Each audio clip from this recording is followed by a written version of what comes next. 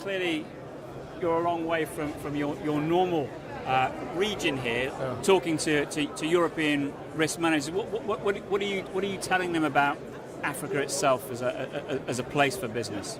What I'm telling them is Africa is actually the most exciting destination for investment right now on the globe. The returns investors are getting out of the investments in Africa are higher than you'll get anywhere else in the world. It's really attracting massive investment.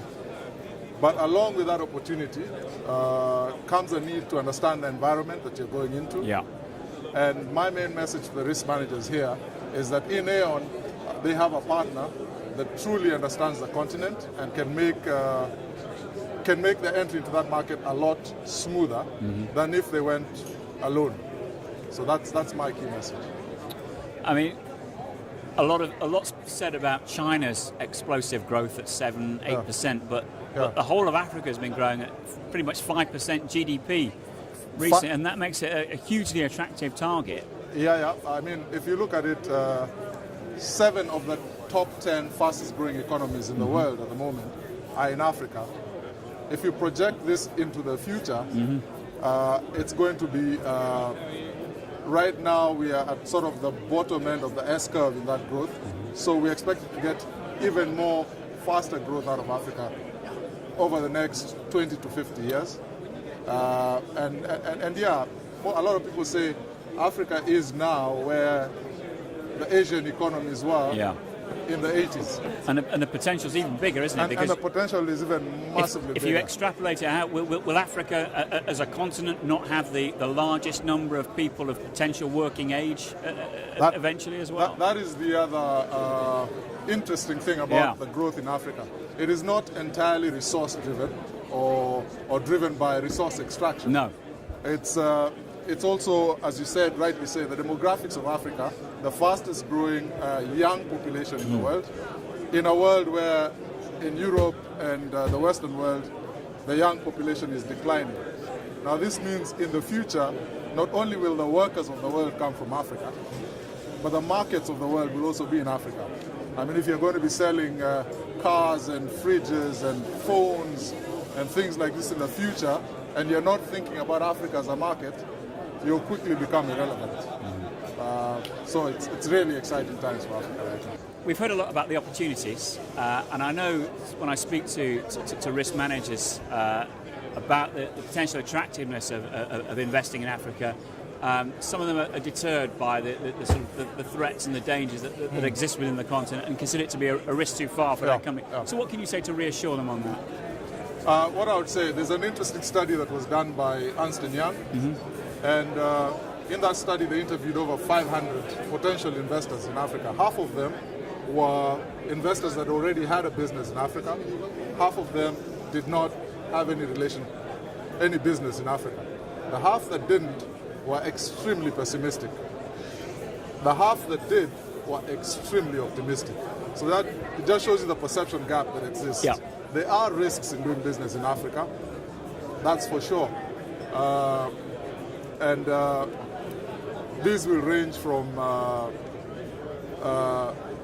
there are parts of Africa that have a lot of poverty, so some of the more landlocked parts of Africa. So it's also, risk managers should not look at Africa as one uniform sort of continent. You will find places like South Africa, places like Kenya, places like Ghana that are almost middle-income economies. Yeah. It's relatively easy to do business in. There are also places that are relatively difficult to do business in.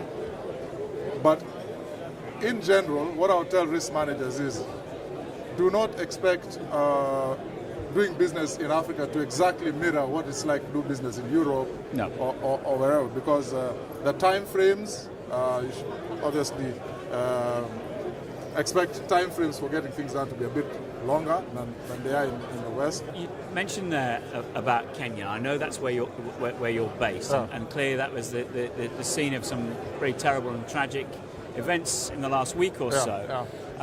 I know that the government is determined to make sure that things try to get back to normal as quickly as possible, and to try and reassure people not only who are there but also outside.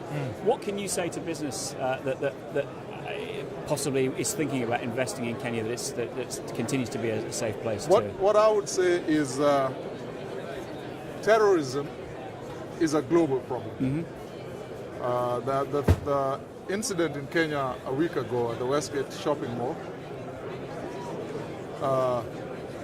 highly regrettable, deeply tragic. But the last major terrorist attack of that nature in Kenya was probably the US Embassy bombing, which was before 9/11, I think. 97. Yeah. And in between there, we've had attacks in places like London, the subway bombing. We've had similar attacks in Mumbai. Terrorism is random in nature and can crop up in any big city. And I think what happened in Kenya should be looked at in that context. It does not impact whatsoever the long-term prospects of the country, or it does not define the long-term security characteristics of Kenya either. That's what I would say. Okay, but on the whole, prospects for the continent in general look very promising for business. And are you seeing that from people you're talking to here, that they are becoming increasingly attracted to investing there? Yes. We're seeing mainly here risk managers, and their risk managers are obviously being asked by their clients about Africa, because their clients, most of their clients are looking in some shape or form to be in Africa, if they're not there now, in the near future. So it's very exciting.